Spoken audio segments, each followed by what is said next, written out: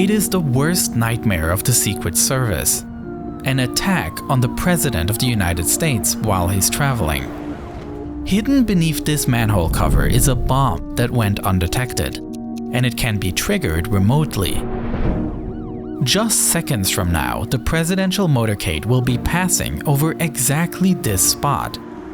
But this is not the only danger. A few blocks away, there is a second threat. Located in a dimly lit room, a sniper is overlooking the intersection, where the president will soon be. And a little further down the road, a van with tinted windows is parked, close to the blocked-off streets. Inside, a man is preparing a rocket launcher that will soon be aimed at the motorcade. Fortunately, these three scenarios are purely fictional, but they will demonstrate the rigorous effort the Secret Service undertakes to ensure that the president remains secure during travel. While the president is still about 2 minutes away from the manhole cover with the bomb, the first car of the motorcade, the route car, is already driving past this spot. This car, together with the pilot car, ensures that the road is clear of obstructions. The sweepers, which are primarily motorcycles, follow the route car and pilot car and help clear the road ahead. However, they are unable to identify the bomb, and the core of the motorcade, consisting of Secret Service vehicles with the president on board, is approaching. As the president's limousine rolls towards the manhole cover, a person remotely pulls the trigger, and suddenly, nothing happens. The remote trigger didn't work, and that is because of this car, the electronic countermeasure Suburban, one of the most technically impressive vehicles in the motorcade. On its roof, antennas emit radio frequencies that drown out any bomb activation signal. This technique is called barrage jamming, and it essentially works by the antennas emitting such a strong noise signal that other signals simply cannot get through. And so, the motorcade continues undisturbed towards the second threat, the sniper in the window. Located behind the electronic countermeasure Suburban is the president's vehicle, commonly known by its nickname, the Beast. However, you can never be sure in which car the president is, as there are two identical presidential limousines on the road. Following behind are two cars carrying the president's most important security personnel, ready to take action in the event of an attack. This is the so-called halfback in which the president's personal Secret Service agents are located. No matter what happens, these agents will stay with the president. The other car carries the counter-assault team. These heavily armed agents can remain on site and fight off an attack. This creates a secure buffer between attackers and the president. Behind these cars are the control car and the support car. These transport additional Secret Service agents, essential presidential staff, as well as the president's personal doctor.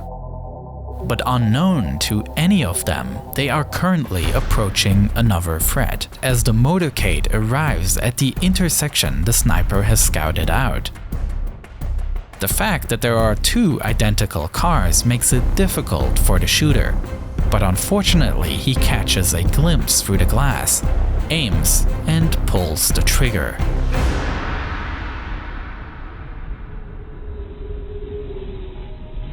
Such a scenario naturally brings back memories of the 1963 assassination of John F. Kennedy, who was shot while driving his motorcade through Dallas.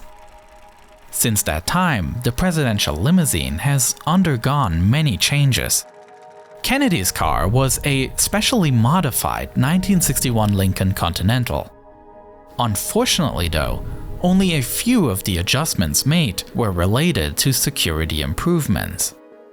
The car was retrofitted with a luxurious heating and air conditioning system, as well as lights, sirens, fire extinguishers, and radio telephones for communication. The car was also extended to include a middle row of jump seats, that can fold away when not in use. In addition, the roof was made to be completely removable, and the cushion on the rear bank where the president sits was raised. Both these modifications were designed to make the president more visible to the public. Unfortunately, it also made him more vulnerable. After Kennedy's assassination, the car was massively rebuilt. A top of bulletproof glass was installed, and the body of the car was now protected with titanium armor. Perhaps somewhat symbolic, the light convertible appearance, representative of a hopeful time, was built up into a tank set to protect his more divisive successor. Luckily, today's limousine is well prepared for such an attack, and the shot has absolutely no chance of success. The current Beast has been in service since September 2018 and is a completely custom-built vehicle by General Motors. Although visually reminiscent of a sedan, the car was actually built based on a truck platform. This was necessary to support the over 15,000-pound heavy armored vehicle. The interior is hermetically sealed against any form of chemical attack. The tires are able to continue driving even when shot, and the doors are 8 inches thick and equipped with handles that, with the switch of a button, can be electrified in order to prohibit entry to outsiders. Always inside the car, there is a storage of blood of the same blood type as the president. It is a luxury tank designed to withstand any possible threat. But the biggest challenge in our scenario is yet to come, as just 2 blocks away, the van with the rocket launcher prepares to test the car's endurance. Behind the solid core of vehicles directly protecting the president are a few larger vans. These carry the press pool of reporters that travel with the president. This car behind is the ID car.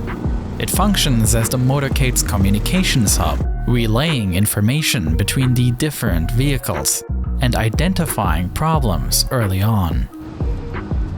Behind that is the Hazardous Materials Mitigation Unit, a vehicle equipped to respond to biological, chemical, and even nuclear attacks.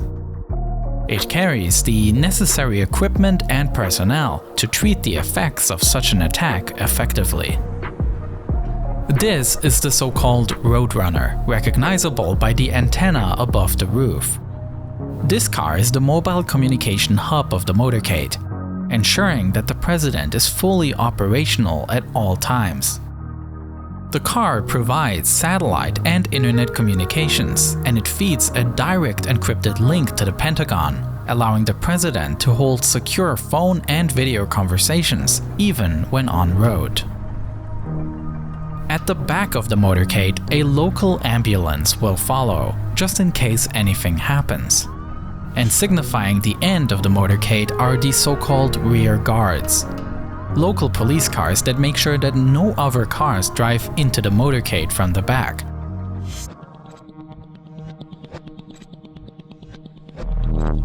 At this point, the presidential limousine arrives at the intersection with the van.